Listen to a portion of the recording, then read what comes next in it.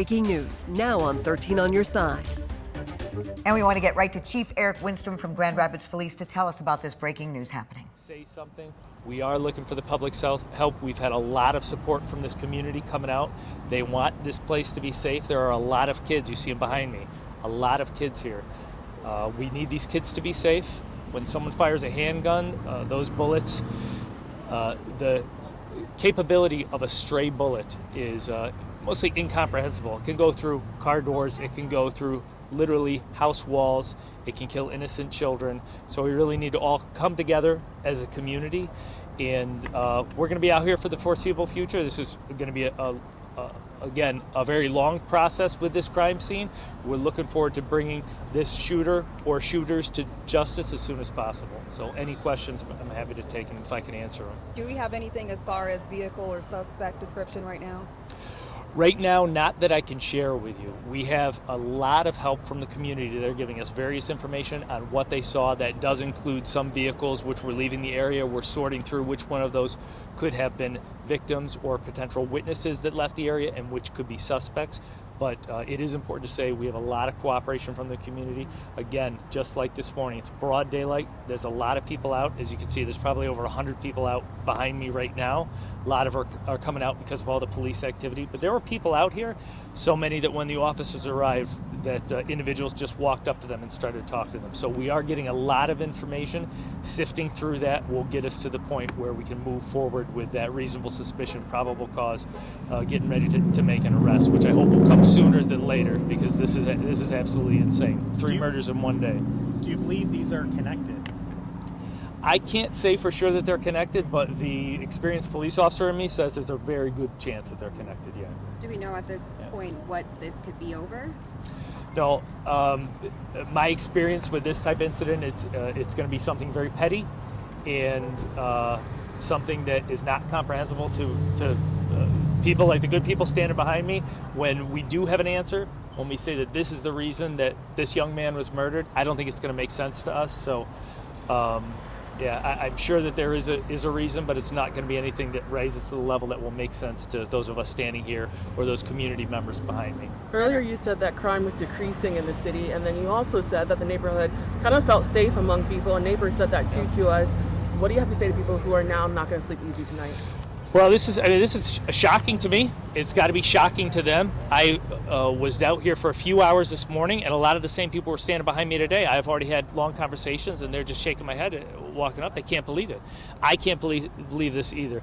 Crime statistically is down. That's no comfort to this young man here. Now, I will say these don't appear to be random at all.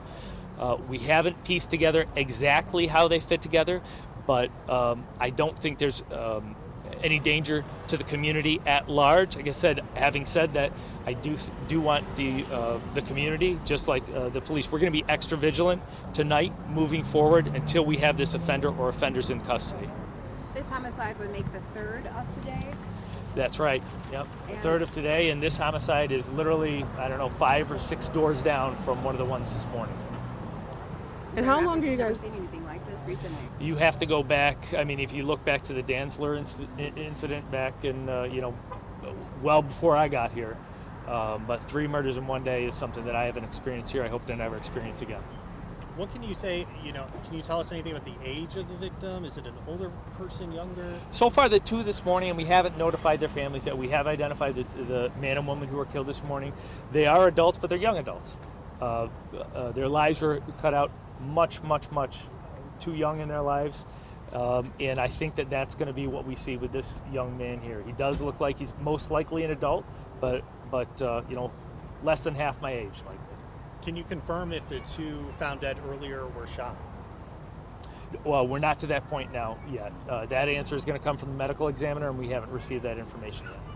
Seeing the circumstances of earlier situation, now this shooting, are you guys going to be staying out longer than you did before, or is it going to be that standard 3 hours? You'll see police out here for a very long time today. Yeah, we're going to be processing the scene, but we're expanding our search for example, video evidence. We're going to have detectives knocking on any door that'll answer the door, especially if there's a camera. We're going to be making those connections, getting that evidence.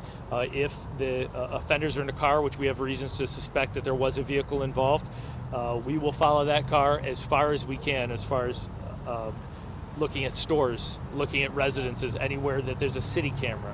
Wherever we can find that information, if it's miles and miles away, we will be finding that evidence and bringing it in. This is too important to us not to go as far as we can.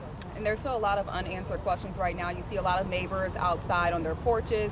Talk about the importance of, if you see something, know anything, to say something to help you guys out. All the neighbors that I talked to today, they want to be safe. They want better for this community. There was a strong sense of community here. Neighbors are out on the sidewalk talking together this afternoon. A lot of them were grieving together. This is not something that they want to say. And part of that, making sure, is you don't tolerate this sort of violence in your neighborhood. And they're not.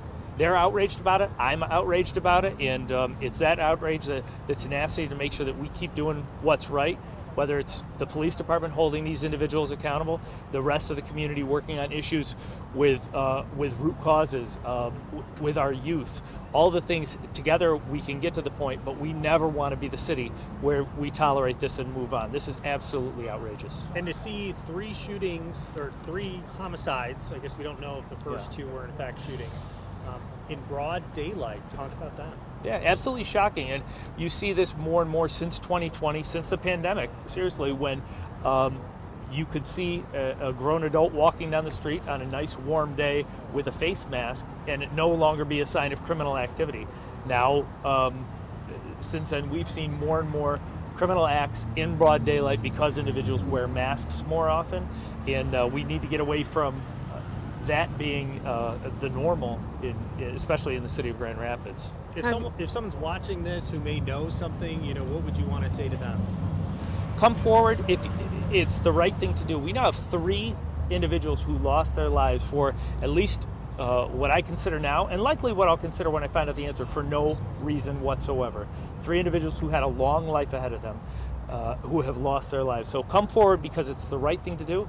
And then if you don't want to come forward to the police department by calling 911, by calling the main number to the police department, go through Silent Observer. You can call anonymously, you can text anonymously, you can go on a website and submit an electronic tip anonymously. There's no reason not to do the right thing and come forward. It's going to make the city a better place, a safer place for the children behind me and for everybody else. So come forward with that information if you have it. And we had a pretty heavy police presence here already. How was something like that able to happen so close and so quickly? Yes, it's to the point where, and the neighbors were talking, we had a camera here earlier in the year, and they were asking if we could bring that trailer camera back, and that's a possibility. But we had officers here for hours this afternoon, but it was a busy day. There's a lot of activity at schools, in different places, auto accidents, and because there doesn't seem to be a police officer that was right there at that specific time, the offender or offenders took that opportunity to commit a heinous crime in nearly the exact same place that the same crime was committed earlier in the day. And have you found a gun or any type of weapon at this time, or bullet casing? The only thing I'm able to say about the forensic evidence, because you could see it if you were here earlier, there are numerous shell casings on the street.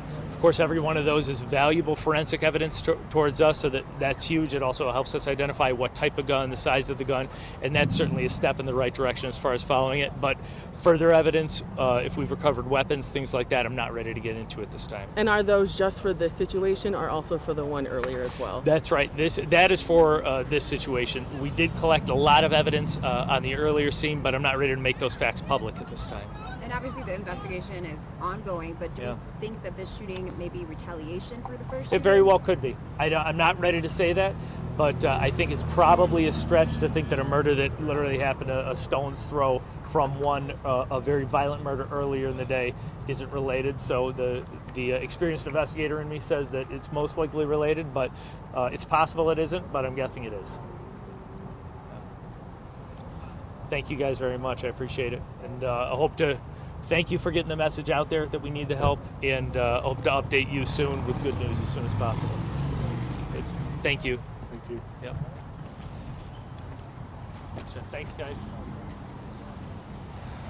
Same as before, if we have more information that we're ready to release.